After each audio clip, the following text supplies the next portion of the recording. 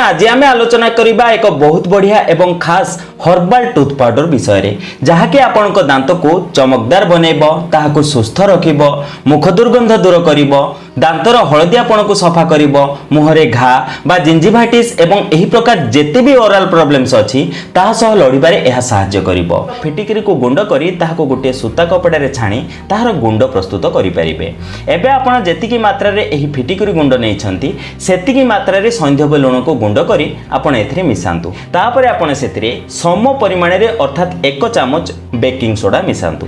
तापरे एही समस्त सामग्री को भल भाबे मिक्स कर दियंतु। एहार यूज करिया पई अल्प एही पाउडर आपणको हाथ को नियंतु।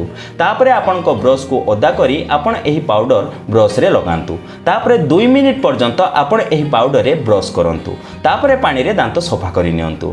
हेले ध्यान रखंतु एहाको आपण प्रतिदिन यूज करंतु नाही, केवल सप्ताह रे 2 रु 3 थर आपण एहार यूज